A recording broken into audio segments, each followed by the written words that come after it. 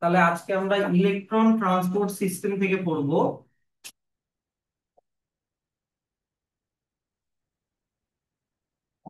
তার আগে আমি খালি একটু বলে দিই যে এর আগের দিন কিন্তু আমরা এটা পড়েছিলাম, সাইট্রিক অ্যাসিড সাইকেল আর TCA cycle, tricarboxylic acid cycle, তাই না?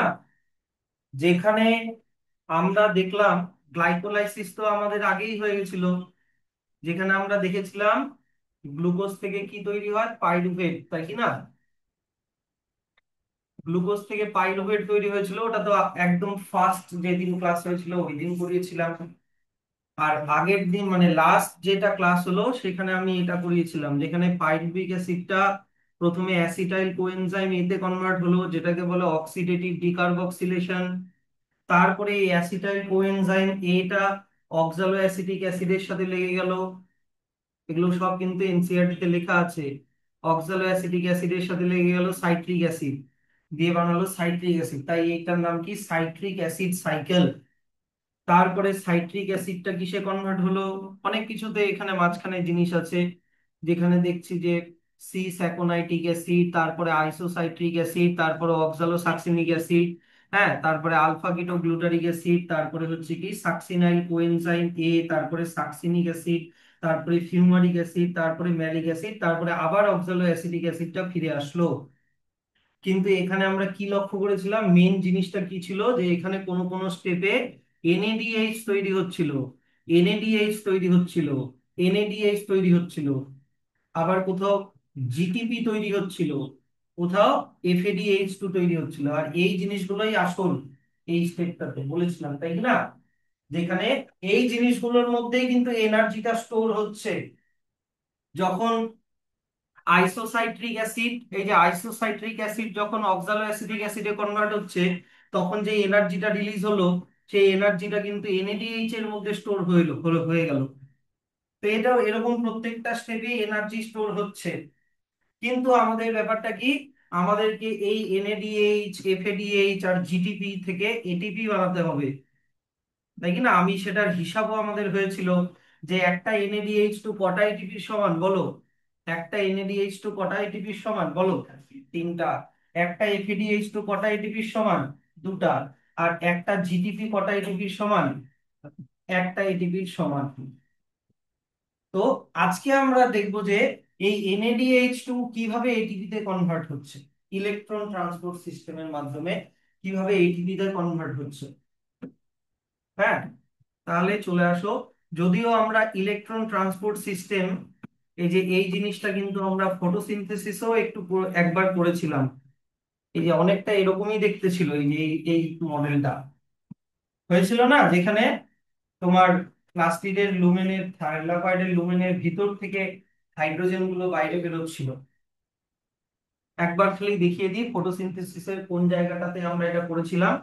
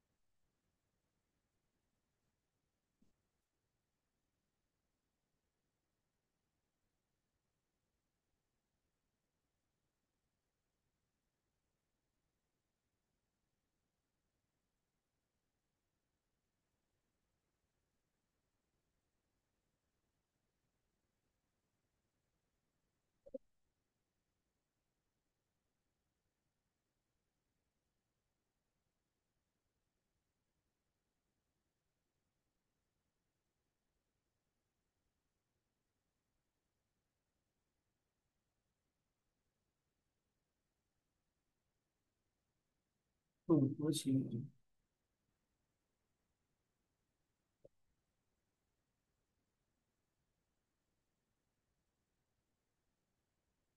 এই যে এই জায়গাটাতে আমরা করেছিলাম, মনে পড়ছে? একটু একটু মনে করার চেষ্টা করো। এই যে এই জিনিসটা, তাই কি না? দেখো তো, এই যে নিচের দিকে এটিপি তৈরি হচ্ছিল এই জায়গাটাতে, এইখানেও এই জিনিসগুলো, এই এনজাইম গুলো কোথায় ছিল, এই এনজাইম গুলো ছিল থাইলাকয়েডের মেমব্রেনে, দেখো, তাই না? যেখানে ফটো সিস্টেম 2 ছিল, ফটো সিস্টেম 1 ছিল। ইলেকট্রন, এই যে মনে পড়ছে, ইলেকট্রনটা যাচ্ছিল বাইরের থেকে, হাইড্রোজেন ভিতরের দিকে ঢুকলো, তারপরে হাইড্রোজেনের একটা কি গ্রেডিয়েন্ট তৈরি হলো বাইরে আর ভিতরে, যেখানে ভিতরে হাইড্রোজেন অনেক বেড়ে গেল, পরে এই হাইড্রোজেন গুলোকে যখন বের বের করলো, প্রোটন গুলোকে যখন বের করলো, এটিপি সিনথেস, ওই প্রোটন গ্রেডিয়েন্ট ফোর্সের জন্য এডিপি আর ফসফেট লেগে এটিপি বানাচ্ছিল। তো অনেকটা এরকমই আমরা দেখবো এখন মাইটোকন্ড্রিয়া। খালি এনজাইম গুলো একটু আলাদা। অনেকটা এরকমই দেখবো আমরা মাইটোকন্ড্রিয়ার মধ্যে। এই যে তুমি এটাকে এরকম করে ভাবো, তুমি এটাকে এরকম করে ভাবো যে আহ পাশে একটা ছবি আমি আঁকাই। দেখো মাইটোকন্ড্রিয়া তো এরকম, এই যে এরকম আউটার মেমব্রেন, ইনার মেমব্রেনটা এরকম ফোল্ডেড থাকে, ক্রিস্পি,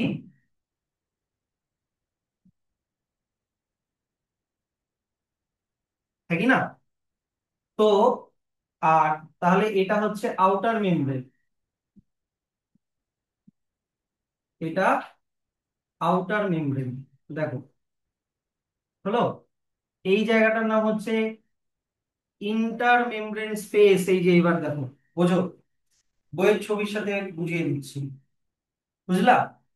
আর এইটা হচ্ছে ইনার মেমব্রেন, এইটা হচ্ছে inner membrane, inner mitochondrial membrane. বুঝতে পারছো? আর একদম ভিতরে কি আছে? একদম ভিতরে কি বললাম? ম্যাট্রিক্স। এবার বুঝতে পারবা? এইটা কিন্তু গোটা মাইটোকন্ড্রিয়ার ছবিটা দেওয়া নাই, মাইটোকন্ড্রিয়ার মেমব্রেনের একটা পার্টের খালি ছবি দেওয়া আছে। বুঝতে পারছো? তাহলে দেখো, এই যে, তাহলে আমাদের আউটার মেমব্রেনটার কোনো এখানে দরকার নেই, আমাদের লাগবে ইনার মেমব্রেন স্পেস, মানে এই জায়গাটা, তারপরে লাগবে ইন্টার মাইটোকন্ড্রিয়াল মেমব্রেন মানে ভিতরের মেমব্রেনটা, আর কি লাগবে? ম্যাট্রিক্সটা। এইভাবে জিনিসটাকে এবার ইমাজিন করবা। তাহলে এবার দেখো আমাদের কি কি তৈরি হয়েছিল ইয়েতে, আহ তোমার হচ্ছে C4, সরি, তোমার হচ্ছে ট্রাইকার্বক্সিলিক অ্যাসিড সাইকেলে, মানে TCA সাইকেল বা সি ইয়েতে NADH তৈরি হয়েছিল, মনে পড়ছে? NADH তৈরি হয়েছিল, আর কি তৈরি হয়েছিল? FADH তৈরি হয়েছিল, মনে পড়ছে? FADH তৈরি হয়েছিল, কোথায় FADH তৈরি হয়েছিল একবার দেখে নাও। FADH টা কোথায় তৈরি হয়েছিল? এই যে দেখো, যখন যখন দেখো তো সাকসিনিক অ্যাসিড থেকে যখন ফিউমারিক অ্যাসিড হয়, তখন দেখো তো FADH তৈরি হয়েছিল, মনে পড়ছে? ভাপা FADH টা ইনার মেমব্রেনে আছে। FADH টা কোথায় আছে? ইনার মেমব্রেনে আছে। ভাববা যে এইটা হচ্ছে FAD ছিল শুরুতে, মানে আমি এই এনজাইমটার কথা বলছি, এই এনজাইমটা ভাবো যে FAD ছিল, পরে ওই যে সাকসিনিক অ্যাসিড যখন ফিউমারেটে হলো, আবার দেখাচ্ছি, সাকসিনিক অ্যাসিড যখন ফিউমারেটে কনভার্ট হলো, এই যে সাকসিনিক অ্যাসিড আর সাকসিনিক অ্যাসিডটা যখন কিসে কনভার্ট হলো? ফিউমারিক অ্যাসিডে। কোথায়? মাইটোকন্ড্রিয়ার ম্যাট্রিক্সে। এই ঘটনাটা কিন্তু মাইটোকন্ড্রিয়ার ম্যাট্রিক্সে হচ্ছিল। তাহলে ভাবো যে সাকসিনিক অ্যাসিড, এই যে দেখো আবার দেখাচ্ছি, সাকসিনিক অ্যাসিড যখন ফিউমারিক এ কনভার্ট হচ্ছিল, বা ফিউমারিক অ্যাসিড কোথায় কনভার্ট হচ্ছিল? কোথায় কনভার্ট হচ্ছিল? ম্যাট্রিক্সের মধ্যে। তখন এই ইন্টার মাইটোকন্ড্রিয়ার মেমব্রেনে থাকা FAD টা কিসে কনভার্ট হলো? FADH2 তে কনভার্ট হলো, বা FADH এ কনভার্ট হলো। এইটা খালি একটু মাথায় রাখো। এবার বুঝতে পারলা? এবার তাহলে আমি ধীরে ধীরে আসি, কিভাবে এই ATP টা তৈরি হচ্ছে, NADH এগুলোর থেকে কিভাবে তোমার হচ্ছে ATP টা তৈরি হচ্ছে। দেখো আমি লাইন বাই লাইন করেই পড়াচ্ছি, কারণ এই জায়গাটা একটু ভালো করে বুঝতে হবে। The following steps in the respiratory process are to release and utilize the energy stored in NADH and FADH2। লাইনটার মানে হচ্ছে সাইট্রিক অ্যাসিড সাইকেলে, মানে আগের ওই যে সাইকেলটাতে যে NADH আর FADH যে তৈরি হলো, এটার মধ্যে থেকে এনার্জিটাকে রিলিজ করা আর ইউটিলাইজ করা, এই লাইনটার মানে।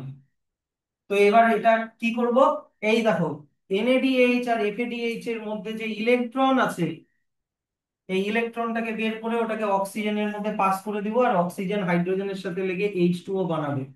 একটা জায়গায় দেখবা, এই প্রসেসটাতে একটা জায়গায় দেখবা, এই যে দেখো অক্সিজেন, এই যে দেখো অক্সিজেন হাইড্রোজেনের সাথে কি লেগে কি বানাচ্ছে, H2O বানাচ্ছে। তা এনসিআরটি লেখার সাথে আমি একবার বুঝিয়ে দিচ্ছি। The metabolic pathway through which the electron passes from one carrier to another is called electron transport system. এখানেও ইলেকট্রনের ট্রান্সপোর্ট হয়। আমি একবার দেখিয়ে দিই ক্যারিয়ার গুলো কোথায়। এই যে দেখো, যখন এনএডিএইচ টা আবার কনভার্ট হয়ে যায় এনএডি তে, তখন এখান থেকে দেখো দুটা ইলেকট্রন বের হয়ে গেল, সরি এই দিকে না, এই দুটা ইলেকট্রন বের হয়ে গেল, এই দুটা ইলেকট্রন চলে গেল এই যে ইলেকট্রন ক্যারিয়ারটাতে, এটার নাম ইউবিকুইনন। তারপরে এই ইউবিকুইনন ইলেকট্রনটাকে পাস করে দিবে এর মধ্যে, এই যে সাইটোক্রোম বি এর মধ্যে পাস করে দিবে। আবার এই দিক থেকে যে এফএডিএইচ টা, ও আবার ইউবিকুইননকে দেখো এই দিক থেকে দেখো ইলেকট্রন দিয়ে দিচ্ছে, তখন এফএডিএইচ টা আবার এফএডি তে কনভার্ট হয়ে যাবে, আর ইউবিকুইননটা ইলেকট্রনটাকে আবার সাইটোক্রোম বি তে দিয়ে দিচ্ছে। তারপরে এই ইলেকট্রনটা চলে যাচ্ছে এটার মধ্যে, সাইটোক্রোম সি এর মধ্যে। সাইটোক্রোম সি এটাকে নিয়ে চলে যাচ্ছে এই জিনিসটার কাছে, ইলেকট্রনটাকে নিয়ে যাচ্ছে এই পিঙ্ক কালারের এই এনজাইমটার কাছে, যেটার নাম cytochrome A three. Cytochrome A three এইখানে যখন ইলেকট্রনটা যাচ্ছে, এই দেখো এইখানে যখন ইলেকট্রনটা যাচ্ছে, এই ইলেকট্রনটা এই যে এইখানে সাপ্লাই হচ্ছে, অক্সিজেন আর হাইড্রোজেনের এখানে সাপ্লাই হচ্ছে, তখন অক্সিজেন আর হাইড্রোজেন একসাথে লেগে H2O বানাচ্ছে। বুঝলা? আর এই চক্করে কি হচ্ছে, বাইরের থেকে হাইড্রোজেন ঢুকে যাচ্ছে ভিতরে, বাইরের থেকে ভিতরে হাইড্রোজেন ঢুকে যাচ্ছে, দেখো এখানে হাইড্রোজেন ঢুকেছে, তারপরে দেখো এই যে এইখান থেকে হাইড্রোজেন ঢুকলো, এইখান থেকে হাইড্রোজেন ঢুকলো, তারপরে দেখো যখন ওয়াটার তৈরি হচ্ছে এইখানেও হাইড্রোজেন ঢুকেছে, এইখানেও হাইড্রোজেন ঢুকলো, দেখতে পাচ্ছ? তাহলে কোন জায়গাটায় হাইড্রোজেন বেড়ে গেল, এই উপরে কি লেখা আছে, ইন্টার মেমব্রেন স্পেসের মধ্যে হাইড্রোজেন বেড়ে গেল, মানে এই জায়গাটাতে হাইড্রোজেন বেড়ে যায়, এই জায়গাটাতে হাইড্রোজেন আয়ন মানে প্রোটন বেড়ে যায়। এই হাইড্রোজেন গুলোকে আবার ব্যাক করে যখন ম্যাট্রিক্স এর মধ্যে নিয়ে আসবে, কে নিয়ে আসবে, এই ক্রিস্টির মধ্যে থাকে এরকম ব্যাডমিন্টন খেলার র্যাকেটের মতো একটা এনজাইম, যেটার নাম হচ্ছে এটিপি সিনথেস, যেটা আমরা ফটোসিনথেসিসও পড়েছিলাম, এই যে একই রকম দেখতে, যেটার দুটো পার্ট ছিল, একটা পার্ট ছিল CF0, একটা পার্ট ছিল CF1 বা F0 আর F1। এরা এই হাইড্রোজেন গুলোকে কি করবে, আবার ব্যাক করে এই যে ম্যাট্রিক্সে নিয়ে পাঠিয়ে দিবে, এই জায়গাটা তো ম্যাট্রিক্স, তখন ওই ওই একই রকম প্রোটন গ্রেডিয়েন্ট ফোর্সের জন্য কি এডিপি আর ফসফেট একসাথে লেগে কিসে কনভার্ট হয়ে যাবে, এটিপি তে কনভার্ট হয়ে যাবে। আমি এটা জাস্ট ব্রিফলি বললাম, বুঝতে পারছো তো? তাহলে এবার আমি লাইন বাই লাইন আসি, এইবার তাহলে অসুবিধা আর হবে না। ইলেকট্রন ট্রান্স, কারণ এখানে ওই এনএডিএইচ এফএডিএইচ এর ইলেকট্রন গুলোই ট্রান্সপোর্ট হচ্ছে, আলটিমেটলি ওটা ওয়াটার বানাচ্ছে, ওই ইলেকট্রনটা দিয়ে কি বানাচ্ছে, ওয়াটার বানাচ্ছে। and it is present in the inner mitochondrial membrane। এই ইলেকট্রন ট্রান্সপোর্ট সিস্টেমটা ইনার মেমব্রেনে আছে, মনে রাখবা। মাইটোকন্ড্রিয়ার কোন জায়গাটা ইনার মেমব্রেন, এই যে এই ব্লু, স্কাই ব্লু কালারের জায়গাটা দেখো উপরে লেখা আছে, ইনার মাইটোকন্ড্রিয়াল মেমব্রেনে এই ঘটনাটা হয়। তাহলে ইলেকট্রনস, এবার শুরু থেকে শুরু করি। ইলেকট্রনস ফ্রম NADH তোমরা produced in the mitochondrial matrix during citric acid cycle are oxidized by NADH dehydrogenase। আমি এবার সব মুছে দিচ্ছি, মুছে দিয়ে আমি সুন্দর করে ফ্রেশ করে এবার আমি বুঝাচ্ছি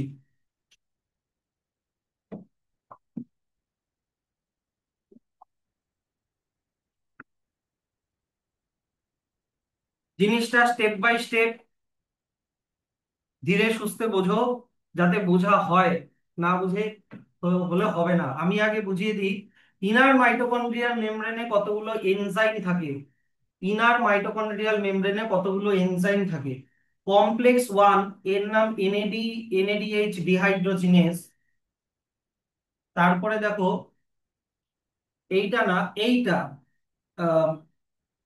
কমপ্লেক্স 2 যেটার নাম হচ্ছে সাকসিনেট ডিহাইড্রোজিনেস, এই যে এটা, ঠিক আছে। তারপরে এইটা হচ্ছে কমপ্লেক্স থ্রি, যেটার নাম সাইটোক্রোম BC1।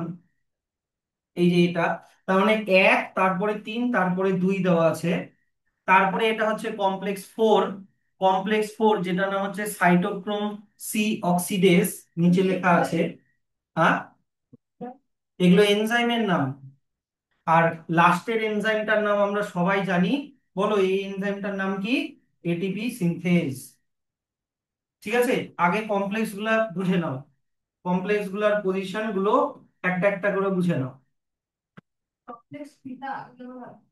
ওটা মানে এখানে বোঝানোর জন্য করেছে, এমন কোনো ব্যাপার না যে এটা মানে ইন রিয়েল লাইফে কোনোটা আগে কোনোটা পরেও থাকতে পারে, যে এই অর্ডারেই যে থাকবে সত্যিকারের ওরকম কোনো ব্যাপার নেই। হুম। এটা যাতে তোমাদের বুঝতে সুবিধা হয় সেই জন্য এইভাবে দেওয়া আছে। তাহলে প্রথমে আমি যেটা বোঝাচ্ছি দেখো, কমপ্লেক্স ওয়ান, যে যার নাম NADH হাইড্রোজিনেস, ও NADH থেকে হাইড্রোজেনকে বের করে দেয়, তাই ওর নাম ডিহাইড্রোজিনেজ। হাইড্রোজেনকে যদি বের করে দেয় তাহলে NADH টা NAD হয়ে যাবে, হ্যাঁ কি না? হাইড্রোজেনটা যাবে কোথায়? হাইড্রোজেনটা চলে যাবে এই তোমার ইনার মাইটোকন্ড্রিয়াল স্পেস, এই যা বাইরের যে ফাঁকা জায়গাটা, এইখানে চলে যাবে। কিন্তু তখন কি হয়, NADH এর যে হাইড্রোজেন, ওর থেকে দুটা ইলেকট্রন বেরিয়ে আসে। এই কমপ্লেক্স ওয়ান এর মধ্যে কি কি থাকে? কমপ্লেক্স ওয়ান এর এর মধ্যে থাকে FMN, ফেরিডক্সিন এরকম কিছু একটা নাম, আর থাকে FES বলে দুইটা জিনিস। এই দুইটা জিনিস প্রথমে এটা ইলেকট্রনটা FMN এর মধ্যে যাবে, FMN থেকে FES এর মধ্যে যাবে, FES থেকে তারপরে ইলেকট্রনটা চলে যাবে হচ্ছে UQ, যার নাম হচ্ছে ইউবি কুইনোন। তাহলে ইউবি কুইনোন যদি ও ইলেকট্রন নেয়, ইউবি কুইনোন যদি ইলেকট্রন নেয় তাহলে ওকে একটা প্রোটনও নিতে হবে। আমার কথাটা বুঝতে পারছো? ইউবি কুইনোন যদি একটা ইলেকট্রন নেয় তাহলে ইউবি কুইনোনকে একটা প্রোটনও নিতে হবে। বুঝতে পারছো? তো ও যদি দুটা ইলেকট্রন নেয় তাহলে দুটা প্রোটন নিতে হবে। তাহলে ইউকিউ যদি দুটা হাইড্রোজেন আয়নের সাথে লেগে যায় ওটা হয়ে যাবে UQH2। বুঝতে পারলা জিনিসটা? তাহলে কিন্তু যখন ও ইলেকট্রনটাকে ছেড়ে দিবে, ওই যে পরের কমপ্লেক্স থ্রিতে যখন ছেড়ে দিবে, তখন ওকে ওই হাইড্রোজেন গুলোকেও ছেড়ে দিতে হয়, কিন্তু হাইড্রোজেন গুলো কোথায় ছেড়ে দিচ্ছে? ওই স্পেসের মধ্যে ছেড়ে দিচ্ছে। বুঝলা এইটুকুনি? আচ্ছা, কমপ্লেক্স থ্রি, যেটা কমপ্লেক্স থ্রি এর মধ্যে মেইনলি দুইটা জিনিস থাকে, একটা একটা নাম হচ্ছে সাইটোক্রোম বি, আর একটা নাম হচ্ছে সাইটোক্রোম C1। মাঝখানে FES বলে একটা জিনিস থাকে। সাইটোক্রোম বি আর সাইটোক্রোম C1 বলে দুটো জিনিস থাকে। ওগুলোর নাম শুধু খালি জেনে রেখো, অত ইয়ে লাগবে না। কিন্তু প্যারালালি আর একটা জায়গায় একটা জিনিস হচ্ছে, ওই যে তোমাদেরকে আগে যে দেখালাম যে সাকসিনেট যখন ফিউমারেটে কনভার্ট হয় তখন FAD টা FADH2 তে কনভার্ট হয়, হ্যাঁ কি না? FAD টা কিসে কনভার্ট হবে? FAD টা কনভার্ট হবে FADH বা FADH2 তে কনভার্ট হবে। কিন্তু এই FADH2 টাও কি করে, পরে ওই ইলেকট্রনটাকে FES কে দিয়ে দেয়, FES থেকে তারপরে আবার ওই ইলেকট্রনটা ইউবি কুইনোনে চলে যায়। ইউবি কুইনোনে চলে গেলে তাহলে ও ইউবি কুইনোনকে আবার হাইড্রোজেন নিতে হবে। যদি ও ইলেকট্রন নেয়, যদি ও ইলেকট্রন নেয়, দুটা ইলেকট্রন নেয়, তাহলে এই দিক থেকে দুটা প্রোটনকেও নিতে হবে, দুটা প্রোটনকেও নিতে হবে। তাহলে দুটা প্রোটনকে নিলে ইউ কিউ যদি দুটা এইচ এর সাথে লেগে যায় তাহলে হয়ে গেল UQH2। বুঝতে পারলাম? এবার এই দুটা ইলেকট্রনকে আবার এই সাইটোক্রোম বি মানে কমপ্লেক্স থ্রি এর সাইটোক্রোম বি কে যদি দিয়ে দেয় তাহলে ওকে হাইড্রোজেন দুটাও আবার ছেড়ে দিতে হবে, ছেড়ে কোথায় চলে যাবে? ওই যে বাইরের স্পেসটাতে চলে যাবে। বুঝতে পারলা জিনিসটা?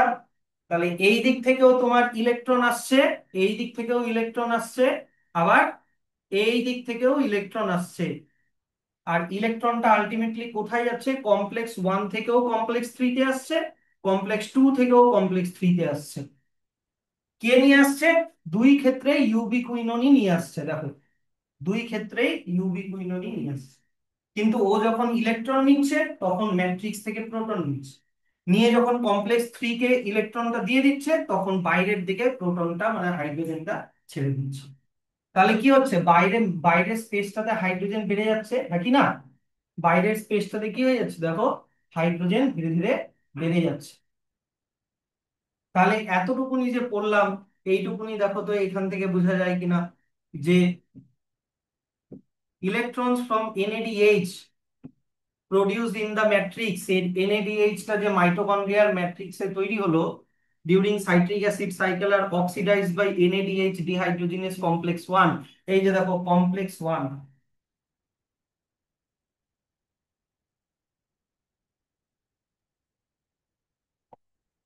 তাহলে এনএডিএইচ টা অক্সিডাইজড, অক্সিডাইজড হওয়া মানে কি, ওর থেকে ইলেকট্রন বের হয়ে যাওয়াকে অক্সিডাইজ হওয়া বলে, হয়ে এনএডিএইচ টা হয়ে গেল এনএডি। কোথায় হলো, কমপ্লেক্স 1 এ হলো, complex 1।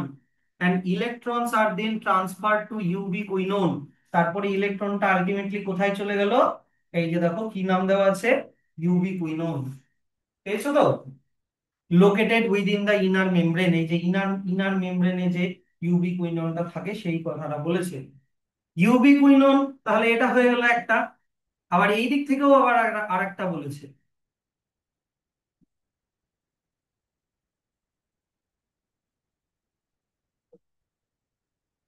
ubiquinone ubiquinone also receives reducing equivalence via FADH2 complex 2। এই যে কমপ্লেক্স 2 FADH2 এইখানটাতে ছিল, that is generated during oxidation of succinate into citric acid cycle।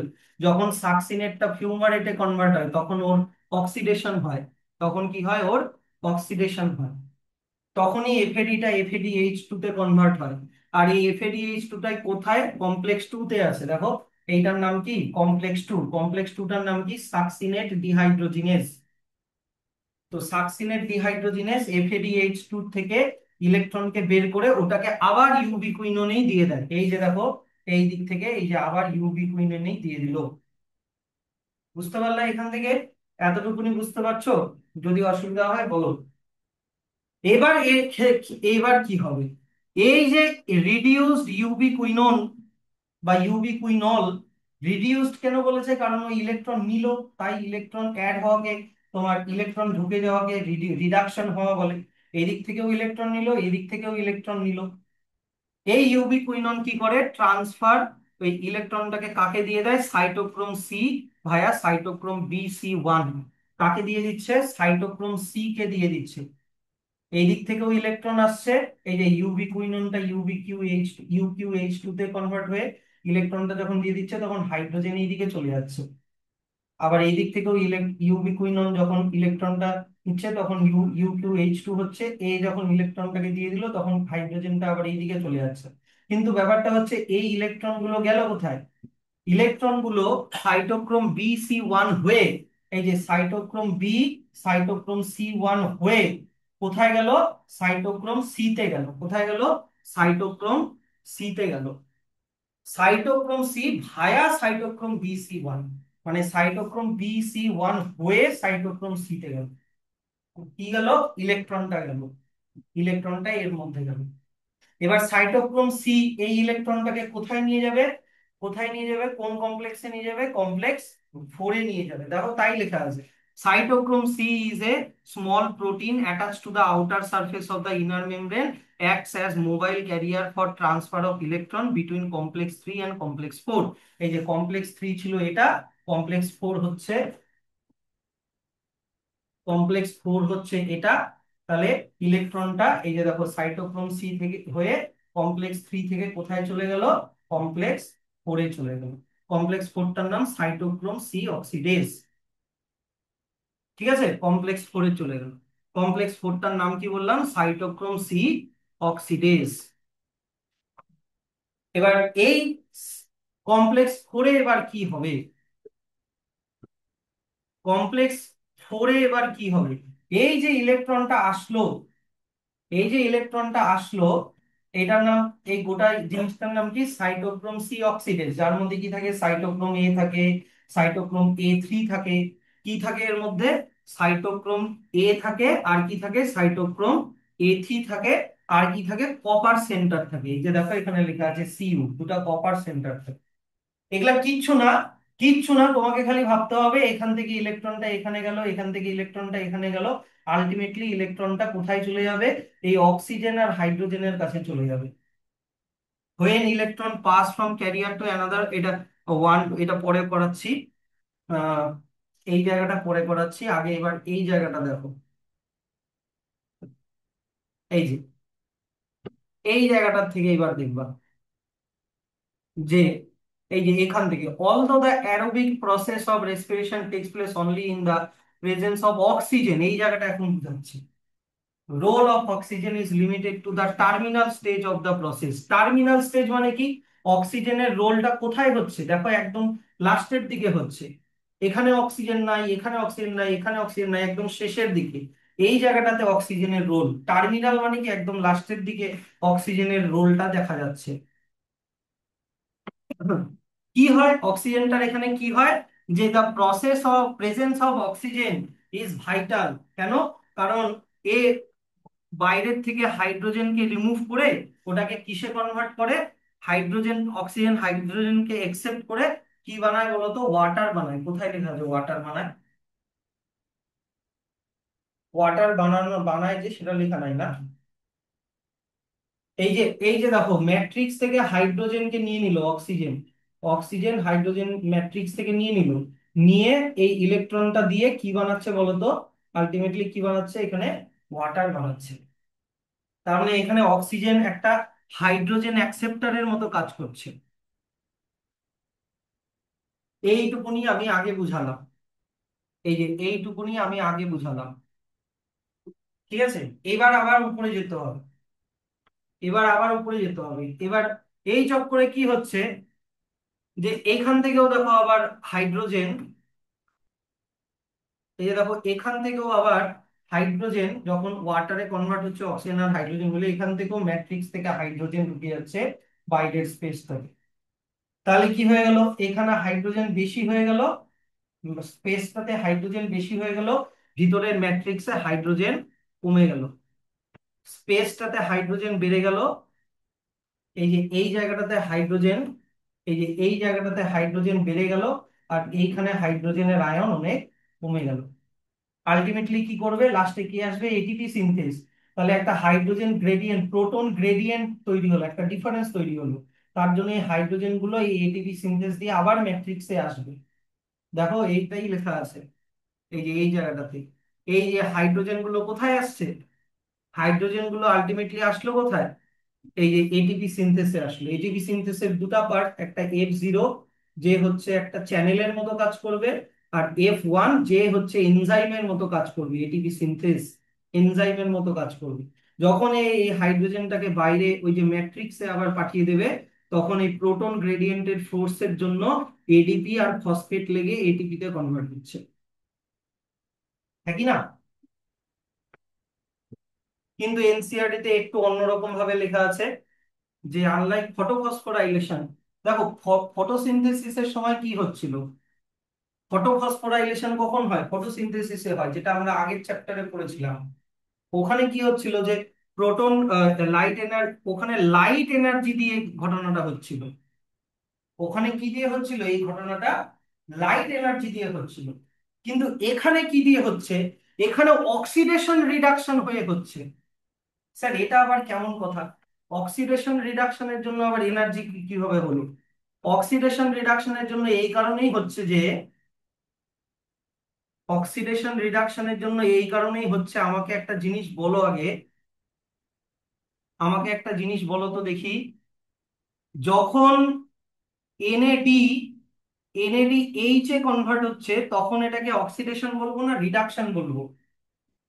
Very good, কেন বলবো বলো তো? হাইড্রোজেন লেগে যাচ্ছে, এখানে এটা হচ্ছে রিডাকশন, এখানে এটা রিডাকশন হচ্ছে, ভালো কথা। কিন্তু যখন ইলেকট্রন ট্রান্সপোর্ট সিস্টেমে আসছে, যখন ইলেকট্রন ট্রান্সপোর্ট সিস্টেমে আসছে, এবার বলো তো দেখি, এনএডিএইচটা কি, এনএডিএইচটা এনএডি তে কনভার্ট হচ্ছে, তখন এটাকে কি বলবো? অক্সিডেশন, কারণ হাইড্রোজেন বেরোয় যাচ্ছে। বুঝতে পারছো কথাটা? ফটোসিনথেসিসে কি দেখেছিলাম, ওটা লাইটের জন্য হচ্ছে, কিন্তু এখানে এই এই যে ইলেকট্রন ট্রান্সপোর্ট সিস্টেমটা কিসের জন্য হচ্ছে? ওইখানে রিডাকশন হচ্ছে, এখানে অক্সিডেশন হচ্ছে। তাই এনসিইআরটি লাইনগুলো একটু ভালো করে দেখতে হবে, একটু খটোমটো করে দেওয়া আছে কিন্তু। যে আনলাইক, এই যে আনলাইক থেকে দেখো, unlike photophosphorilation, where the light energy is utilized for production of proton gradient for phosphorylation. Phosphorylation মানে এটিপি তৈরি হওয়া। কিন্তু respiration, in respiration it is the energy of oxidation reduction utilized for the same process. ওই যে proton gradient তৈরি হওয়ার কথাটা বলেছে। প্রোটন গ্রেডিয়েন্ট মানে কি, এক জায়গায় হাইড্রোজেন আয়ন বেশি, এক জায়গায় হাইড্রোজেন আয়ন কম। বুঝতে পারছো তো? তাহলে সেই জন্য রেসপিরেশনের ক্ষেত্রে এটিপি তৈরি হওয়াকে অক্সিডেটিভ ফসফোরাইলেশন বলে। আর আমাকে বলো, ফটোসিনথেসিসে এটিপি তৈরি হওয়ার নাম কি ছিল? একটু মনে করে বলো। ফটোসিনথেসিসে ওই যে আগে আজকে যে ছবিটা দেখালাম, ওইখানে যে এটিপি তৈরি হচ্ছিল, ওই প্রসেসটার নাম কি ছিল? ওখানেও এটিপি তৈরি হচ্ছিল, লাইটের প্রেজেন্সে হচ্ছিল। বলো, লাইটকে কি দিয়ে, কি দিয়ে আমরা বলি লাইটকে? ফটো, ফটোফসফোরাইলেশন ছিল ওটার নাম, মনে পড়লো?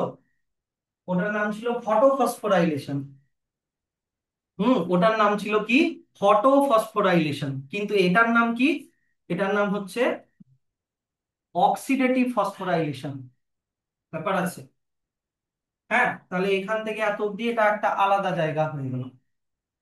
স্যার, এর আগে এই জায়গাটায় কি বাদ দিলা, এইখানটাতে কি বাদ দিলা? এখানটাতে কিচ্ছু বাদ দেয়নি। আলটিমেটলি ওই যে মানে এই যে 1 থেকে 4 অব্দি যে ইলেকট্রনটা গেল, কিচ্ছু না। এই যে প্রথমে 1 থেকে 3-তে আসলো, 2 থেকেও 3-তে আসলো, 3 থেকে আলটিমেটলি কোথায় গেল?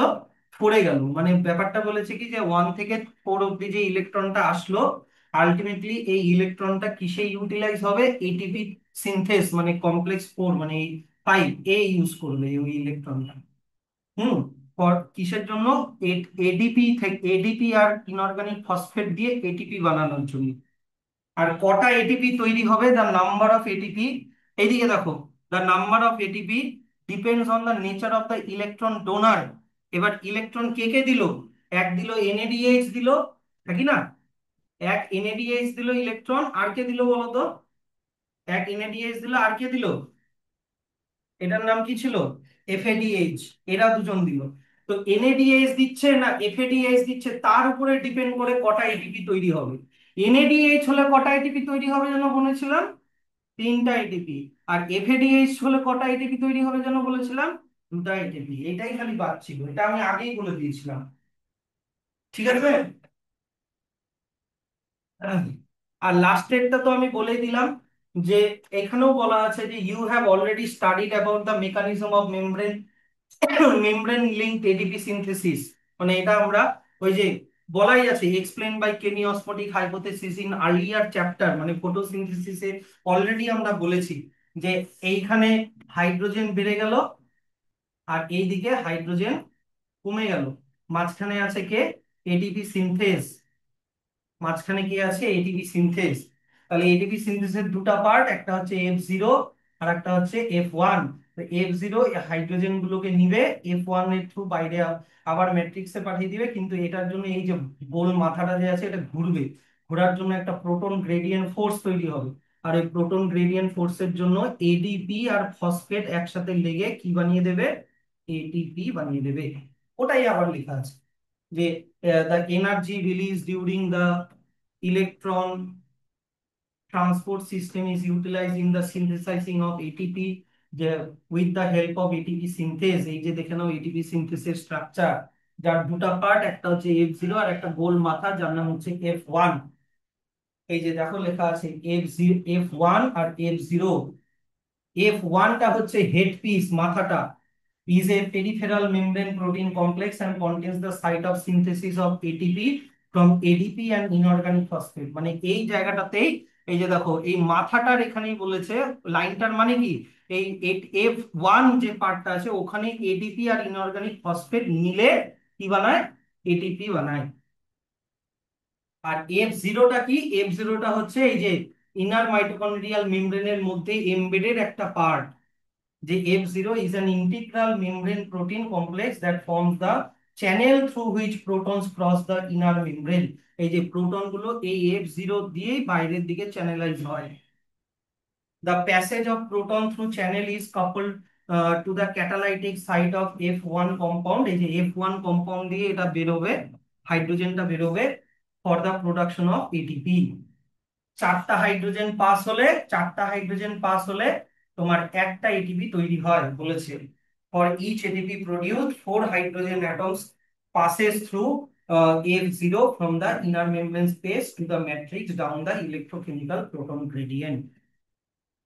মানে এই যে বাইরেরটা তো এ ছিল স্পেস, ইনার মাইটোকন্ড্রিয়াল স্পেস, এটা ইনার মেমব্রেন, আর এটা কি ছিল, ম্যাট্রিক্স। তাহলে হাইড্রোজেনটা কোথা থেকে কোথায় যাচ্ছে, হাইড্রোজেনটা কোথা থেকে কোথায় যাচ্ছে, ইনার মাইটোকন্ড্রিয়াল স্পেস, মানে এখান থেকে কোথায় যাচ্ছে, ম্যাট্রিক্সে যাচ্ছে, কোথায় যাচ্ছে, আবার ম্যাট্রিক্সে চলে যাচ্ছে। বুঝতে পারলাম? বলো, এখান থেকে কোনো কোয়েশ্চেন থাকলে বলো।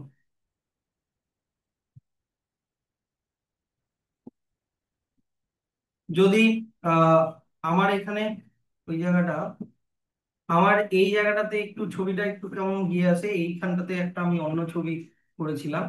যাই হোক, একই ব্যাপার, ওখান থেকে বোঝানো হয়ে গেছে। না, নেক্সট, তাহলে এবার চলে আসো the respiratory balance sheet. Respiratory balance শিটে কি আমাকে করতে হবে, আমাকে হিসাব করতে হবে যে টোটাল কতগুলো এটিপি তৈরি হচ্ছে। আমরা এর আগের দিন হিসাব করেছি না, একটা গ্লুকোজ থেকে কটা এটিপি তৈরি হচ্ছিল আলটিমেটলি। না না, ওটা তো টোটাল বললাম, মানে টোটাল, মানে টোটাল মানে গ্লাইকোলাইসিস ক্রেব সাইকেল নিয়ে টোটাল। ওইখানে গ্লাইকোলাইসিসে 8টা, আর পরে হিসাব করেছিলাম 30টা, টোটাল 38টা এটিপি তৈরি হয়েছিল।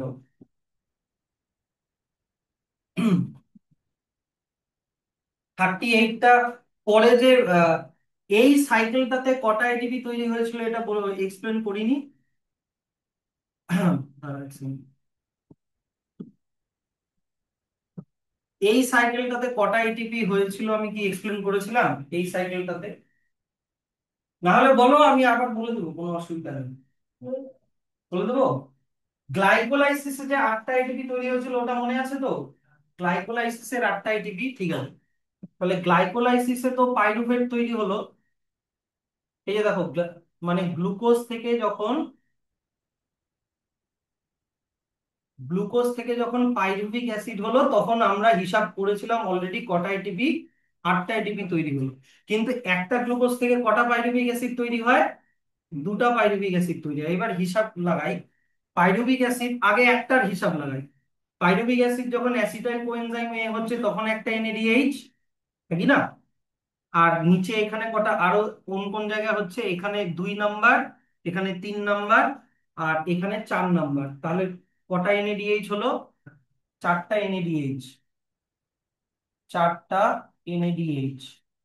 আচ্ছা, এবার এফএডিএইচ কোথায় তৈরি হচ্ছে, এখানে একটা জায়গাতে। কয়টা এফএডিএইচ, একটা এফএডিএইচ, একটা এফএডিএইচ।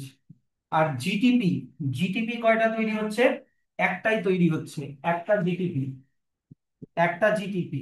কিন্তু এটা কয়টা পাইরুভেটের হিসাব দিয়ে বললাম, একটা পাইরুভেটের হিসাব দিয়ে বললাম, কিন্তু পাইরুভেট তৈরি হচ্ছে কটা, 2টা। তার মানে এই গোটাটাকে আমাকে 2 দিয়ে মাল্টিপ্লাই করতে হবে, ইয়েস অর নো? আর গ্লাইকোলাইসিসে কটা এটিপি হয়েছিল, 8টা এটিপি। এবার তাহলে হিসাব লাগাও, 8টা এটিপি,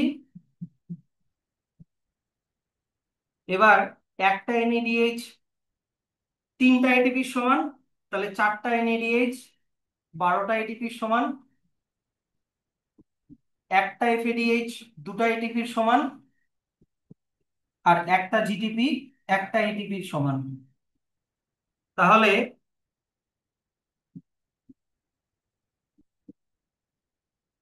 এখানে 12 + 2 14 + 1 15 মাল্টিপ্লাই 2, আচ্ছা 15টা এটিপি হলো। তাহলে 15 × 2 কত হয়ে যাচ্ছে, 30, 30 + 8 কত হয়ে যাচ্ছে, 38টা এটিপি তৈরি হচ্ছে একটা গ্লুকোজ থেকে। হিসাব আসলো এবার, একটা গ্লুকোজ থেকে 38টা এটিপি। এটা করাইনি? যাই হোক, এটাই হচ্ছে রেসপিরেটরি ব্যালেন্স শিট, এটাই হচ্ছে রেসপিরেটরি ব্যালেন্স শিট। কিন্তু আমার কথাটা ভালো করে বোঝো, এখানে এনসিইআরটি তে একটু গন্ডগোল করে, মানে গন্ডগোল না, মানে যেটা ফ্যাক্ট সেটা লিখেছে। এই ক্যালকুলেশনটা এই ক্যালকুলেশনটা মানে একটা গ্লুকোজ থেকে কটা এটিপি হচ্ছে, এই ক্যালকুলেশনটা তখনই পসিবল তখনই পসিবল এই চারটা কন্ডিশন হলে পসিবল। এইদিকে দেখো, বইতে বুঝবা না কিছু। Calculation of net gain of ATP, যেটা আমরা হিসাব করলাম 38টা for every glucose molecule oxidized, but in reality this can remain only a theoretical exercise. এটা থিওরিটিক্যাল। 38টা যে তৈরি হচ্ছে এটিপি, এটা থিওরিটিক্যাল এক্সারসাইজ, মানে এটা কখনো ওরকম রিয়েলি ওরকম না। কেন? মানে এটা অনলি তখনই পসিবল যদি এই চারটা কন্ডিশন হয়। এক নাম্বার, যে যদি প্রসেসগুলো সিকুয়েন্সিয়ালি হয়। কি কি প্রসেস ছিল, আমরা শুরু থেকে কি কি প্রসেস পড়েছি? গ্লুকোজ থেকে পাইরুভেট হওয়ার নাম কি? বলো বলো। গ্লাইকোলাইসিস। তারপরে পাইরুভেটটা থেকে যখন এনএডিএইচ এফএডিএইচ তৈরি হলো, ওই প্রসেসটার নাম কি? Krebs cycle or citric acid cycle or TCA cycle. তারপরে ওই এনএডিএইচ আর এফএডিএইচ যখন এটিপি তে কনভার্ট হলো, ওইটার নাম কি? ইলেকট্রন ট্রান্সপোর্ট সিস্টেম বা অক্সিডেটিভ অক্সিডেটিভ ফসফোরাইলেশন। যদি এই স্টেপ গুলা সিকুয়েন্সিয়ালি হয়, অর্ডারলি যদি হয়, তাহলে 38টা এটিপি তৈরি হবে। কিন্তু তার কোনো গ্যারান্টি নাই। এগুলো সব সাইমালটেনিয়াসলি হচ্ছে, প্যারালালি হচ্ছে। এমন না যে এটা আগে হবে, এটা পরে হবে, এটা ওটা তারপরে হবে, এরকম না। তাহলে আগে অনেক এনএডিএইচ তৈরি হয়ে আছে, তাহলে ওগুলোকে আগে ইটিএস এ পাঠাও।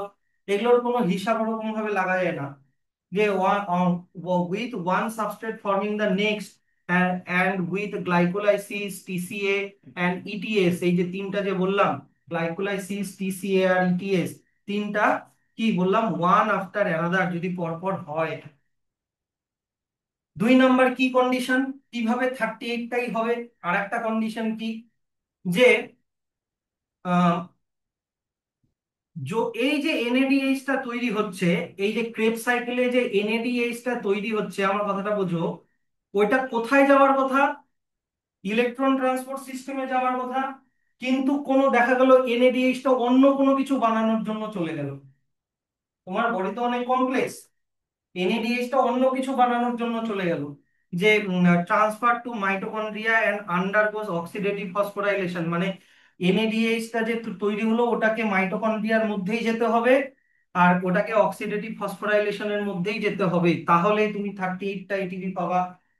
যদি এনএডিএইচ অন্য কোনো কাজের জন্য চলে যায়, দেখা গেলো কোনো অ্যামাইনো অ্যাসিড বানানোর জন্য চলে গেল, বা কোনো ভিটামিন বানানোর জন্য চলে গেলো, এগুলো জিনিস লাগে ভিটামিন বানানোর জন্য, ওটা অক্সিডেটিভ ফসফোরাইলেশনে ঢুকলো না, তাহলে 38টা হিসাব হবে না। তিন নাম্বার কি condition, none of the intermediates in the pathway are utilise synthesise of any other compound. মানে ইন্টারমিডিয়েট মানে বলতে কি, ইন্টারমিডিয়েট কথাটার মানে হচ্ছে,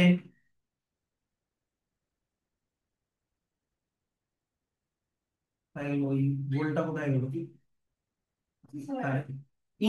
এক সেকেন্ড একটু বলে দিই। ধরে নাও পাইরুভেট থেকে অ্যাসিটাইল কোএনজাইম এ তৈরি হলো, কিন্তু অ্যাসিটাইল কোএনজাইম এটা ক্রেবস সাইকেলে না ঢুকে ফ্যাট বানানোর জন্য চলে গেল, তাহলে কি তোমার 38টা এটিপি হিসাব হবে? তাহলে কোনো ইন্টারমিডিয়েট দেখা গেল, সাইট্রিক অ্যাসিডটা, মানে অ্যাসিটাইল কোএনজাইম সাইট্রিক অ্যাসিডে কনভার্ট হলো, কিন্তু সাইট্রিক অ্যাসিডটা পরে এটাতে কনভার্ট না হয়ে অন্য কিছু বানানোর জন্য চলে গেল, ম্যালিক অ্যাসিড বানানোর জন্য চলে গেল। এরকম হয়, ওটাকেই তো বলে মেটাবলিজম। হুম। তাহলে এই ইন্টারমিডিয়েট গুলো, মানে মাঝখানের যে জিনিসগুলো আছে, যে আহ, একটার পরে একটা যেগুলো ইন্টারমিডিয়েট যে জিনিসগুলো আছে, ওরা যদি আদার কম্পাউন্ড বানানোর ক্ষেত্রে না যায়, তাহলে তুমি 38টা মলিকিউল পাবা। না, মানে না যায়, কোনোটাই যদি না যায়। এবার বলো। বলো। সবার আছে এনএডিএইচ, সবার আছে, প্ল্যান্ট হিউম্যান সবারই আছে। আচ্ছা। দুই 3 নাম্বার মানে 4 নাম্বার শর্ত কি, 4 নাম্বার কন্ডিশন কি, তুমি কিভাবে 38টাই পাবা? আমাকে বলো গ্লাইকোলাইসিসটা শুরু কি দিয়ে হয়েছিল? শুরুটা কি দিয়ে হয়েছিল বলো, কোন সাবস্ট্রেট থেকে শুরু হয়েছিল? সোজা কোশ্চেন করেছি, এমন কোনো কঠিন কোশ্চেন করিনি। আমি বললাম গ্লাইকোলাইসিস প্রসেসটা গ্লুকোজ থেকে শুরু হয়েছিল। এবার যদি তোমার গ্লাইকোলাইসিস প্রসেস গ্লুকোজ দিয়ে শুরু না হয়, যদি ফ্রুক্টোজ দিয়ে শুরু হয়, যদি গ্লাইকোলাইসিস প্রসেসটা কার্বোহাইড্রেট দিয়েই না, যদি প্রোটিন দিয়ে শুরু হয়, তাহলে তো তুমি 38টা পাবা না। তাই 4 নাম্বার শর্ত কি, only glucose is being respired, মানে যদি গ্লুকোজ থেকেই শুরু হয়, no other alternative substrates are entering in the pathway at any of the intermediary stages, তাহলে তুমি 38টা পাবা। তাহলে এই 38টা যে এটিপির হিসাবটা, এটা শুধুমাত্র কি বলতো, এটা শুধুমাত্র কি থিওরিটিক্যাল। হ্যাঁ, এটা অ্যাকচুয়ালি এটা এটা বেশিও হতে পারে, আবার এটা কমও হতে পারে। এটার কোনো হিসাব ওরকম বলানো যায় না, লাগানো যায় না, এটা শুধু থিওরিটিক্যাল। আচ্ছা, so but these kind of assumptions are not really valid in living system. All pathway work simultaneously, সবগুলো প্রসেসই পাশাপাশি ভাবে হচ্ছে, do not takes place one after another, এমন না যে পরপরই হবে। এমন অনেক সময় হয়, অনেক ইন্টারমিডিয়েট উইথড্রন হয়ে গেল।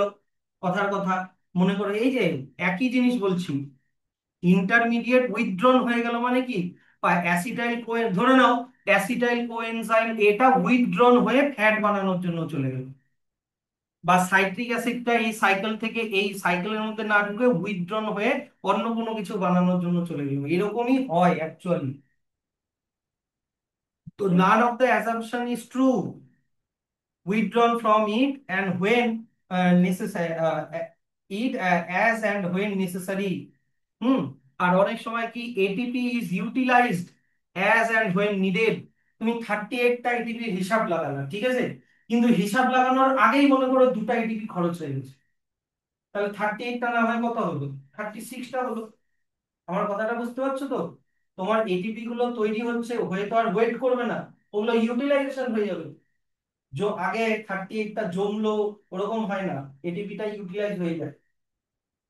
তারপরে হচ্ছে এনজাইম গুলো যে আছে, এক একটা এনজাইম কোন এনজাইম, যেমন এইখানে অনেক এনজাইম আমি বলেছিলাম, পাইরুভিক অ্যাসিড থেকে যখন অ্যাসিটাইল কোএনজাইম এ হচ্ছে তখন পাইরুভেট ডিহাইড্রোজিনেজ, অ্যাসিটাইল কোএনজাইম থেকে যখন সাইট্রিক অ্যাসিড হচ্ছে সাইট্রেট সিনথেসিস।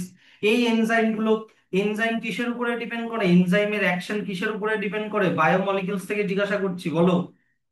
এনজাইমেটিকের রেট, এনজাইমের রেট কিসের কিসের উপরে ডিপেন্ড করে, একটু বলো দয়া করে, তাহলে আমি একটু খুশি হব। এনজাইমের রেট কিসের, কোন কোন ফ্যাক্টরের উপরে ডিপেন্ড করে? টেম্পারেচার, বডি টেম্পারেচার, পিএইচ, বলেছিলাম আমি এগুলো, একটা গ্রাফ ছিল একটা এনজাইম বোঝানোর সময়। তো এগুলো কি করে, কন্ট্রোল বাই মাল্টিপল মিনস। দেখা গেলো কারোর জ্বর হয়েছে, তাহলে তার বডি টেম্পারেচার বেশি, তখন এনজাইম গুলো তো প্রোটিন দিয়ে তৈরি, এনজাইম গুলো ভেঙে যাবে, তখন তার এটিপি প্রোডাকশন হ্যাম্পার হবে। বুঝতে পারছো কথাটা? তারপরে yet it is useful to do this exercise, তবুও আমরা করি। তো মোটামুটি আলটিমেটলি এই হিসাব হচ্ছে যে 38টা এটিপি তৈরি হয়, আর আর বেশি টানছি না। Now let's compare fermentation and aerobic respiration, মানে অ্যানারোবিক রেসপিরেশন আর অ্যারোবিক রেসপিরেশনের কম্প্যারিজন বা ডিফারেন্স। 3টা পয়েন্টই দেওয়া আছে। ফার্মেন্টেশনে কি গ্লুকোজের কি ব্রেকডাউন হয়, পার্শিয়াল ব্রেকডাউন হয়, কিন্তু অ্যারোবিক রেসপিরেশনে গ্লুকোজের কমপ্লিট ব্রেকডাউন হয় আর কার্বন ডাই অক্সাইড ওয়াটার তৈরি হয়। আর আমি কিন্তু লাস্ট ক্লাসে কিন্তু পার্শিয়াল ব্রেকডাউন আর কমপ্লিট ব্রেকডাউনের মানে কিন্তু বলেছিলাম, ঠিক আছে।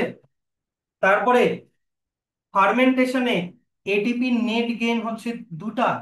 আমি যদিও লাস্টের দিন 5টা হয়েছিল আমাদের, যাই হোক 2টাই ধরে চলো, কারণ অনেক এটিপি অনেক অন্য জায়গায় চলে যায়।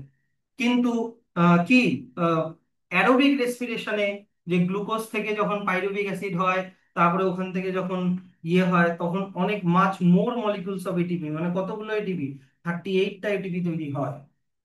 তারপরে ফার্মেন্টেশনে এনএডিএইচ টা যে পরে আবার এটিপি বানাবে, ওই যে অক্সিডাইজ যে হবে, এনএডিএইচ থেকে এনএডি হওয়া মানে কি, হাইড্রোজেন সরে যাওয়াকে কি বলে, অক্সিডেশন। তো ওটা ফার্মেন্টেশনে একটু স্লোলি হয়, কিন্তু আমাদের ক্ষেত্রে মানে অ্যারোবিক রেসপিরেশনে এটা কি ভেরি ভিগোরাস, মানে অনেক তাড়াতাড়ি হয়। তাহলে এগুলা হচ্ছে ফার্মেন্টেশন মানে অ্যানারোবিক আর অ্যারোবিক রেসপিরেশনের ডিফারেন্স। পারবা? আচ্ছা, নেক্সট এবার চলে আসা হচ্ছে অ্যামফিবলিক পাথওয়ে। অ্যামফিবলিক পাথওয়েটা, তার জন্য এই ছবিটা দেখতে হবে তোমাদেরকে।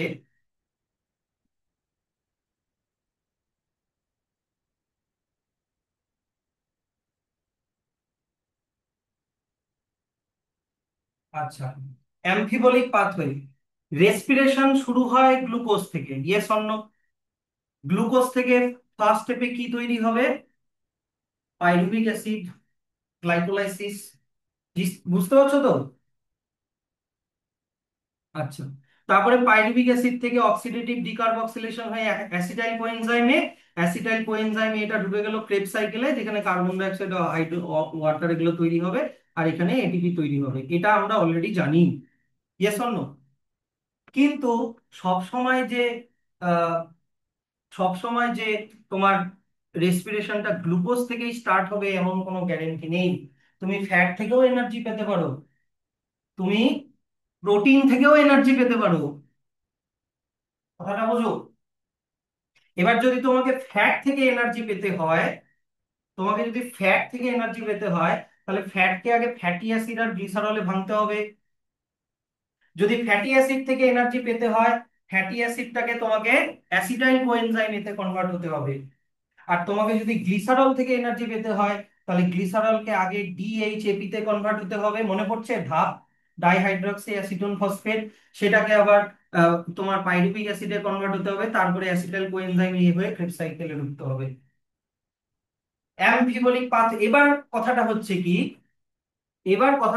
কি ব্যাপারটা বোঝো।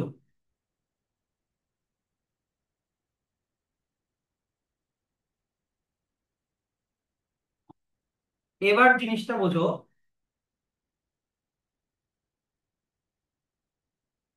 যদি অন্য কথা বলে নিজেকে চালাক ভাবো, তাহলে তোমার থেকে বোকা কেউ নাই, ঠিক আছে? যে মন দিয়ে শুনছে তারাই চালাক। ফ্যাটটা যখন ব্রেকডাউন হয়ে ফ্যাটি অ্যাসিড গ্লিসারল হচ্ছে, ফ্যাটি অ্যাসিড যখন অ্যাসিটাইল কোএনজাইম হচ্ছে, গ্লিসারল যখন ডিএইচএপি হচ্ছে, তখন আমাকে বলো এই জিনিসগুলো ব্রেক হচ্ছে না মানে সিনথেসাইজ হচ্ছে? ফ্যাটটা যখন ফ্যাটি অ্যাসিড আর গ্লিসারল হচ্ছে, তখন ফ্যাটটা ব্রেক হলো না এগুলা জিনিস মানে কি হলো বলো? ব্রেক হলো, এগুলা জিনিস ব্রেকডাউন হলো। এবার আহ, কোনো কেমিক্যাল রিয়াকশনে যদি কিছু ভাঙে, তাহলে ওই কেমিক্যাল রিয়াকশনটাকে কি বলে?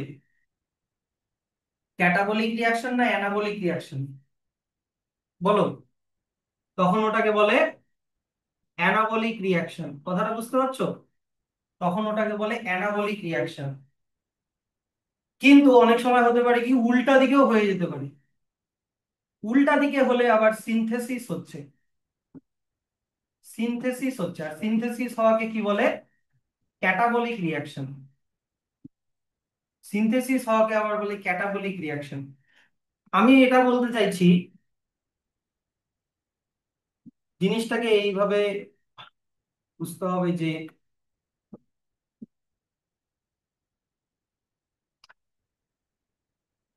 আমি কি বললাম, ধরো তুমি গ্লুকোজ থেকেও পাইরুভিক অ্যাসিড হয়ে অ্যাসিটাইল কোএনজাইম পাচ্ছো, ইয়েস অর নো? আবার তুমি এখানেও দেখো তো অ্যাসিটাইল কোএনজাইম মাথায় রাখো। আবার তুমি এখানেও দেখো তো ফ্যাট থেকে ফ্যাট থেকে ফ্যাটি অ্যাসিড হয়েও তুমি অ্যাসিটাইল কোএনজাইম পাচ্ছো, ইয়েস অর নো? এইবার আমি এটা বলতে চাইছি, ধরে নাও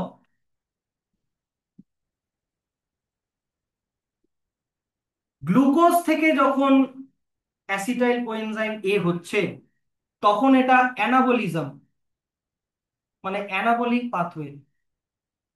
কিন্তু ধরে নাও অ্যাসিটাইল কোএনজাইম এটা ক্রেব সাইকেলে না ঢুকে ফ্যাট বানানোর জন্য চলে গেল, তাহলে ওটা আবার কি? Catabolic reaction. তাহলে রেসপিরেশনে অ্যানাবলিক রিয়াকশনও হতে পারে, আবার ক্যাটাবলিক রিয়াকশনও হতে পারে। এবার যেমন ফ্রগ জলেও থাকে, আবার টেরিস্ট্রিয়াল মানে ল্যান্ডেও থাকে, সেই জন্য ফ্রগকে কি বলে?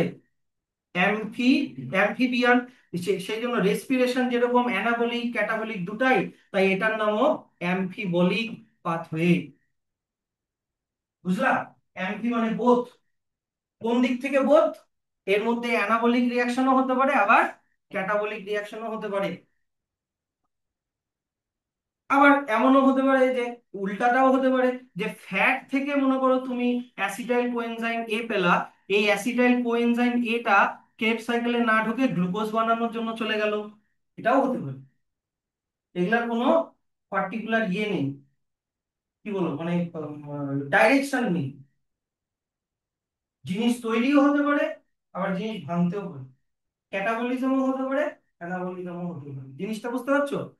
দেখো, এনসিইআরটি তে তো একটু কঠিন করেই লেখা থাকে, কি আর করবা বলো। হুম। অ্যামফিবলিক পাথওয়ে। দাঁড়াও একবার খালি প্রোটিনেরটা বলে দিই। ফ্যাটেরটা তো বলে দিলাম, প্রোটিনেরটা বলে দিই। আচ্ছা, যদি স্যার প্রোটিন থেকে আমাদেরকে এনার্জি পেতে হয়, তাহলে প্রোটিনটাকে অ্যামাইনো অ্যাসিডে কনভার্ট হবে। তারপরে অ্যামাইনো অ্যাসিড থেকে অ্যামিন গ্রুপটা বাদ যাবে, বুঝলা? অ্যামিন গ্রুপটা বাদ যাবে। অ্যামাইনো অ্যাসিডের মধ্যে অ্যামিন গ্রুপ থাকে, মনে আছে তো, একদিকে অ্যামিন গ্রুপ একদিকে কার্বক্সিলিক অ্যাসিড গ্রুপ। অ্যামিন গ্রুপটা বাদ যাবে। এবার এটা কত রকমের অ্যামাইনো অ্যাসিড হয় বলো? 20 রকমের অ্যামাইনো অ্যাসিড হয়। এবার এই প্রোটিনটা থেকে তুমি কোন অ্যামাইনো অ্যাসিড পাচ্ছ, সেখান থেকে অ্যামিনটা বাদ দিয়ে কি তৈরি হচ্ছে, আলটিমেটলি অ্যামাইনো অ্যাসিডটাকে কিসে কনভার্ট হতে হবে? ফ্যাটি পাইরুভিক অ্যাসিড, তারপরে ওটা কিসে কনভার্ট হবে? অ্যাসিটাইল কোএনজাইম এ। তাহলে দেখো, অ্যাসিটাইল কোএনজাইম এ আবার প্রোটিন বানানোর জন্য চলে যেতে পারে উল্টা। বলা যায় না এগুলো। ক্যাটাবলিজম অ্যানাবলিজম দুটাই, সরি, অ্যানাবলিজম ক্যাটাবলিজম দুটোই হতে পারে। এইবার আসি এনসিইআরটি লেখাটাতে। এর লেখাটাই তো বোঝানো মুশকিল। Glucose is favoured substrate for respiration, মানে গ্লুকোজকেই ফেভার করা হয়। সবাই চায় যাতে গ্লুকোজ থেকেই শুরু হোক। হ্যাঁ। অল কার্বোহাইড্রেট, সেটা ফ্রুক্টোজ হোক সুক্রোজ হোক যেই হোক না কেন, সে আগে কনভার্টেড ইনটু গ্লুকোজ, আগে গ্লুকোজে কনভার্ট হবে, তারপরে ওদের রেসপিরেশন হবে।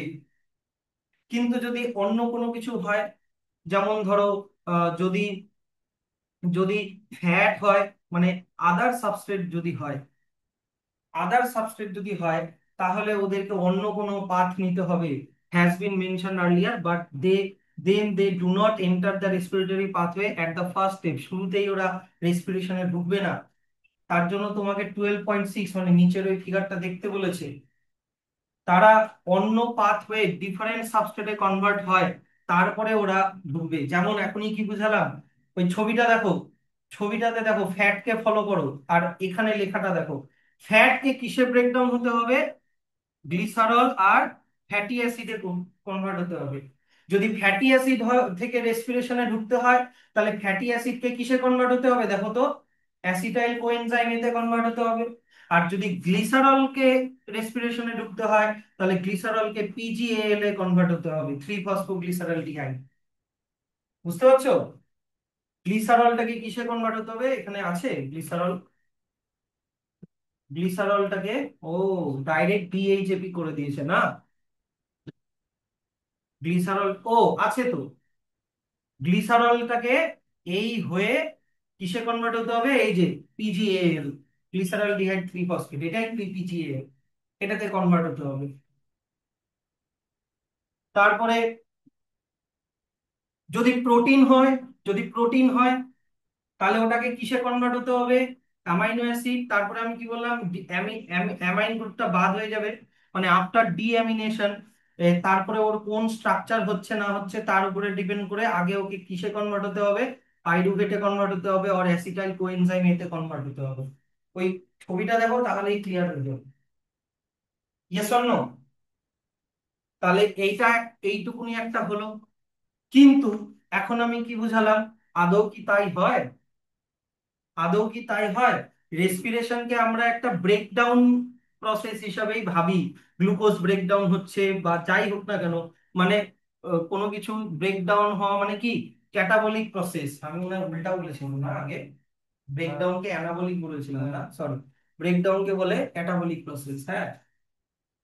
বাট কি হতে পারে যে মাঝখান থেকে মানে কোনো একটা জিনিস রেসপিরেটরি পাথওয়ে থেকে বের হয়ে ডিফারেন্ট মানে অন্য কোনো কিছু বানানোর জন্য তৈরি চলে গেল।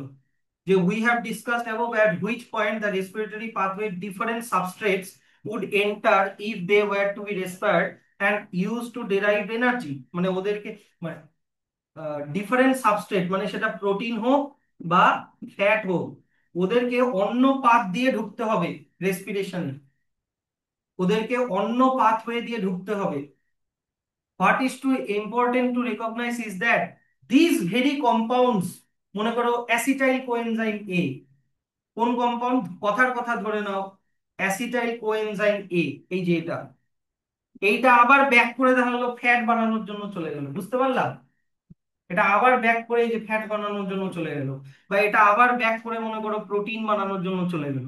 মানে এই সাবস্ট্রেট গুলোই, দেখো লেখা আছে কি, this very substrate, these very compounds would be withdrawn, মানে বের করে নিয়ে কি, ফর দ্য সিনথেসিস অফ মানে সেইড সাবস্ট্রেট, মানে প্রোটিন বা ফ্যাট বানানোর জন্য চলে গেল। Hence, fatty acid would be broken down to acetyl coenzyme A before entering the respiratory pathway, মানে ফ্যাটি অ্যাসিডটাকে আগে অ্যাসিটাইল কোএনজাইম এ তে কনভার্ট হতে পারে, আবার ওটা উল্টা দিকেও চলে যেতে পারে when it is used as substrate, but when the organism needs to synthesize fatty acid তখন আবার acetyl coenzyme A would be withdrawn from the respiratory pathway for it। কথাটা বুঝলা? এইটুকুনির মানেটা বুঝলা? যদি মানে সাবস্ট্রেট আর কম্পাউন্ড তোমাদের মনে হয় একটু ভুলাচ্ছে, রেসপিরেশন যেটা থেকে শুরু হয়, রেসপিরেশন যেটা থেকে শুরু হয় সেটা হচ্ছে সাবস্ট্রেট, বুঝলা? ধরো না আমি এখান থেকে ফ্যাট ধরে নিলাম বা ফ্যাটি অ্যাসিড ধরে নিলাম, এটাকে সাবস্ট্রেট ধরে নিলাম। তো ফ্যাটি অ্যাসিডকে অন্য পাথ নিতে হবে, অন্য পাথ নিয়েও কিসে কনভার্ট হলো, অ্যাসিটাইল কোএনজাইম এ তে কনভার্ট হলো, এটাকে কম্পাউন্ড হবে, বইয়ের ভাষাতেই বুঝাচ্ছি। বাট যখন দরকার পড়ে this very compound will be reverse back to produce the same substrate, এইটা বলছি, এবার বুঝলা ওই লাইনটার মানে? এই যে এই লাইনটার মানে যে fatty acid would be broken down to acid, fatty অ্যাসিডটা অ্যাসিটাইল কোএনজাইম এতে কনভার্ট হবে, হ্যাঁ, কিন্তু but when organism need fatty acid, যখন ওর ফ্যাটি অ্যাসিড দরকার পড়বে তখন উল্টা হয়ে যাবে, অ্যাসিটাইল কোএনজাইম এ উইথড্র হয়ে ওই রেসপিরেটরি মানে ইয়ে ফ্যাটি অ্যাসিড আবার বানাবে। মানে কি দাঁড়াচ্ছে, this very compound that would be withdrawn from the respiratory pathway for the synthesis of the said substrate, এখানে সাবস্ট্রেটটা ফ্যাটি অ্যাসিড দিয়ে বুঝালাম। So hence the respiratory pathway come into picture both during কি breakdown ও হতে পারে, আবার কি হতে পারে, সিনথেসিসও হতে পারে, এক্ষেত্রে ফ্যাটি অ্যাসিডটা দিয়ে বোঝালাম। ব্রেকডাউন হওয়াকে কি বলে, ক্যাটাবলিক রিয়াকশন, ব্রেকডাউন হওয়াকে কি বলে, ক্যাটাবলিজম, আর কোনো কিছু তৈরি হওয়াকে কি বলে, অ্যানাবলিজম। যেহেতু এখানে দুটোই হচ্ছে অ্যামফিবিয়ার মতো, তাই এটার নাম কি, অ্যামফিবলিক পাথওয়ে। হলো?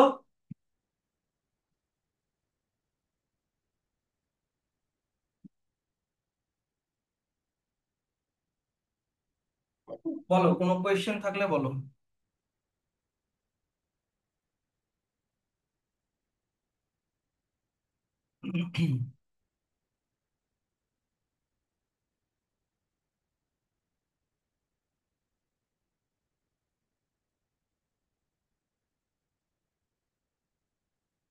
কোনো কোয়েশ্চেন থাকলে বলো।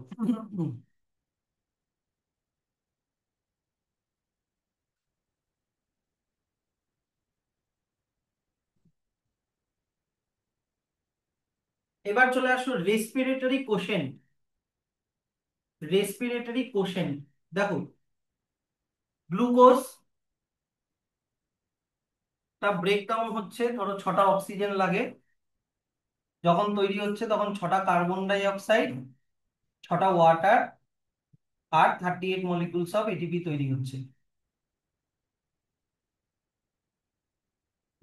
38 মলিকুলস অফ এটিপি তৈরি হচ্ছে।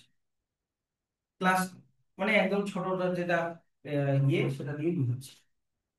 এবার কটা অক্সিজেন তৈরি হলো, সরি কটা অক্সিজেন লাগলো? 6টা। এটা গ্লুকোজের ক্ষেত্রে বলছি কিন্তু, হ্যাঁ, প্রোটিন না, ফ্যাট না, গ্লুকোজের ক্ষেত্রে বলছি। কটা কার্বন ডাই অক্সাইড তৈরি হলো? 6টা। তাহলে কার্বন ডাই অক্সাইডের আর অক্সিজেনের রেশিও কত দাঁড়ালো? 6/6 মানে কত দাঁড়ালো? 1:1। তাহলে রেসপিরেটরি কোশেন্ট হচ্ছে the ratio of the volume of carbon dioxide evolve to the volume of oxygen consume in respiration is called respiratory quotient or respiratory ratio. কতগুলো কার্বন ডাই অক্সাইড তৈরি হলো? ধরো 6টা। গ্লুকোজের ক্ষেত্রে বলছি, কতগুলো অক্সিজেন লাগলো? 6টা। তাহলে রেশিও কত দাঁড়ালো? 1:1। 1:1 বা সিম্পলি সিম্পলি 1:1 না বলে এটাকে 6 কে 6 দিয়ে ডিভাইড করলে কত হয়? 1। ধরো 1ই লিখলাম। তো রেসপিরেশন কি সবসময় গ্লুকোজ মানে কার্বোহাইড্রেট দিয়ে শুরু হতে পারে? একটু আগে আমরা অ্যামফিবলিক পাথওয়েতে কি দেখলাম? ফ্যাট থেকেও হতে পারে, প্রোটিন থেকেও হতে পারে। তো এবার একটা একটা করে আসি। যদি কার্বোহাইড্রেট হয়, যদি কার্বোহাইড্রেট হয় তাহলে রেসপিরেটরি কোশেন্ট 1। যেমন 6টা কার্বন ডাই অক্সাইডের জন্য 6টা অক্সিজেন লাগছে, তাহলে ডিভাইড করলে তোমার 1 হয়।